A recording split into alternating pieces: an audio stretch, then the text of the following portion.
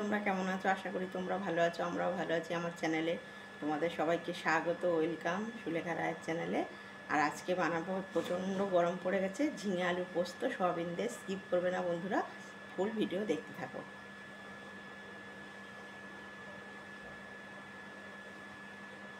বন্ধুরা আজকে একটা একদম ইউনিক রান্না করছি, আমার মায়ের হাতের রান্না। এটা আমার মায়ের রান্না। এই রান্নাটা হচ্ছে মানে গরমকাল তো তোমরা জানো, ঝিঙালু পোস্ত সবার মানে বাঙালি মানে প্রিয় খাবার ঝিঙালু পোস্ত।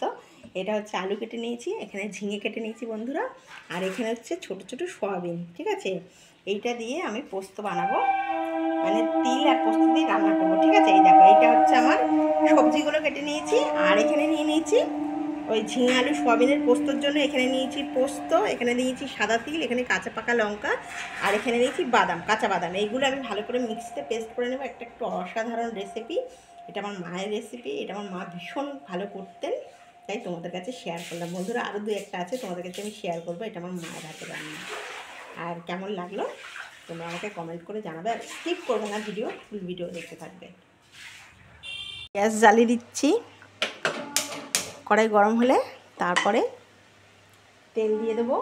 আর মিক্সিতে তোমার বাদাম, কাঁচা লঙ্কা, পোস্ত আর সাদা তিল বেটে নিয়েছি। এই দেখো কী সুন্দর লাগছে, দেখো বেটে নিয়েছি, দেখতে পাচ্ছ, মিক্সিতে বেটে নিয়েছি। এবারে কড়াই গরম হয়ে গেছে, এবার তেলটা দিয়ে দেবো। সাদা তেল দিয়ে দিচ্ছি, অল্প করে সাদা তেল দিয়ে দিলাম। তেল গরম হয়ে গেছে, এবারে দিয়ে দিচ্ছি কালো জিরে আর হিং ফোড়ন দিয়ে দিলাম। এবারে আলুগুলো দিয়ে দেবো। আর তোমাদের সবাইকে 25শে বৈশাখ রবীন্দ্র জয়ন্তীতে সবাইকে ভালোবাসার শুভেচ্ছা রইল বন্ধুরা। খুব ভালো তোমরা কাটাও, খুব আনন্দ করো, খুব আনন্দ করার। যা গরম পড়েছে না বাইরে, তো মানে কি বলবো, অতিরিক্ত গরম পড়েছে। সব সাবধানেই করবে, ছাতা পাতা নিয়ে থাকতে হবে বন্ধুরা। আলু দিয়ে দিলাম, এবার দিয়ে দিচ্ছি হচ্ছে তোমার অল্প করে হলুদ দেবো। এই রান্নাটা সাদা সাদাই হবে, এই যে অল্প করে হলুদ দিয়ে দিচ্ছি, খুব বেশি হলুদ দেবো না। এই রান্নাটাও আমার মায়ের হাতে রেসিপি বন্ধুরা। এইটা আমার মা অসাধারণ করে। আরেকটা রেসিপি আমি তোমাদের কাছে শেয়ার করবো আমার মায়ের। ছোটো এক চামচ লবণ দিলাম, আর এক চামচ লবণ দিলাম, 2 চামচ ছোটো চামচের লবণ দিয়ে দিলাম। এই রান্নাগুলো আমার মা অসাধারণ করে। জেনারেলি তোমরা দেখবে এই গরমে ঝিঙে আলু পোস্ত তো সবাই খায়, আর ঝিঙে আলু পোস্ত, আমের ডাল, এগুলো তো সব বাড়িতেই হয়। আর এগুলো আমার মা আবার একটু মানে একটু ফ্যান্সি টাইপের ভালো করে করার চেষ্টা করতো। আর তোমাদেরকে আমি মানে গল্প করেছি যে আমাদের বাড়িতে গোপালকে ভোগ দেওয়া হতো। আমার মা মানে খুব ভ্যারাইটিস রকমের গোপালকে রান্না করে করে দিত। আর সত্যি গোপালের ভোগগুলো তখন ছিল না, আমরা একদম অমৃত। আমরা এই রান্নাগুলো মা করতো না, মানে অমৃত চেটে চেটে খেতাম। আর আমার বন্ধুরা মানে আমাদের থেকেও মানে আমার বন্ধুরা, আমরা তো খেতামই, কিন্তু আমার বন্ধুরা কবে খালি বলতো, তোদের বাড়ি যাবো, কাকিমার হাতের ওই ভোগের রান্নাটা খাবো, কাকিমার হাতের ভোগের রান্নাটা খাবো। সবসময় আমার বন্ধুরা বলতো, জানো বন্ধুরা, খুব ভালোবাসতো। মা একটা মানে নারকেল পটল করতো, সেটা তোমাদের আমি রেসিপিটা দেবো একদিন। মানে তুমি একটা মানে 1 পিস পটল দিয়ে তুমি একদম গ্যারান্টি 1 থালা ভাত খেয়ে নেবে। নারকেল পটল মানে এত অসাধারণ করতো আমার মা, ঠাকুরকে দিত। গোপাল খেত বলেই মনে হয় অত স্বাদ হতো, গোপালের জন্য বানাতো মা। বন্ধুরা আলুটা একটু ভালো করে ভাজা হোক। আলুগুলো খুব সুন্দর দেখো ভালো করে ভাজা হয়ে গেছে। এবারে ঝিঙেগুলো দিয়ে দেবো।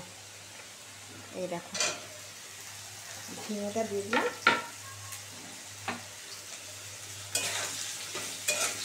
এবার ঝিঙেটা একটু নাড়াচাড়া করে তারপরে সয়াবিনটা দেবো।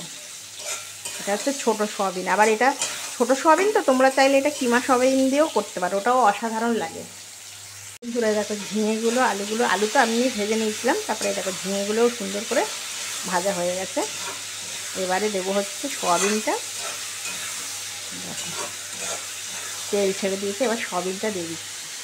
এটা আমি না হালকা করে গরম জল দিয়ে ধুয়ে নিয়েছি বন্ধুরা, দিয়ে আমি ঝুড়িতে জল ছাড়াতে দিয়েছিলাম, বুঝেছ, মানে ফুটো বাসনে জল ঝাড়াতে দিয়েছিলাম। এবারে মশলাটা দিয়ে দেবো এর মধ্যে।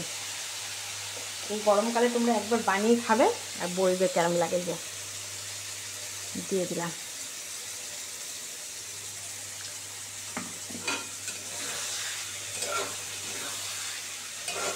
একটু সাদা সাদাই হবে, বেশি ইয়ে হবে না, মানে হলুদ হলুদ হবে না, সাদা সাদা হবে।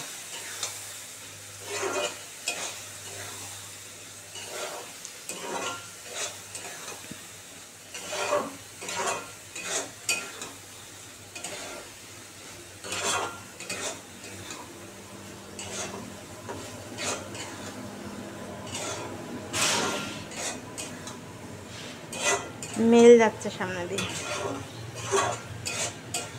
সেটাকে ভালো করে আবার কষিয়ে নিই বন্ধুরা। মশলাটা ভালো করে কষানো হয়ে গেছে, এবার একটু মিষ্টি দিয়ে দেবো। মিষ্টি না দিলে ভালো লাগবে না, খেতে টেস্ট হবে না আর কি। অল্প করে মিষ্টি দিয়ে দিলাম, একটু ভালো করে কষালাম, কেন এর মধ্যে কাঁচা বাদাম আছে তো আর তিল আছে। ভালো করে কষানো হয়ে গেছে, এবার চিনি দিয়ে দিচ্ছি। একটু চিনি না দিলে ভালো লাগবে না, যে ছোটো চামচের 1 চামচ চিনি দিয়ে দিলাম, দিলে একটু ভালো লাগবে।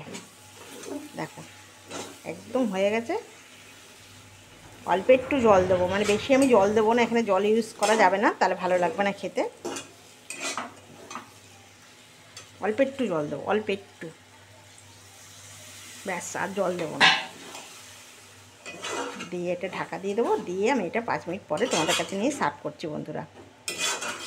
একদম রেডি।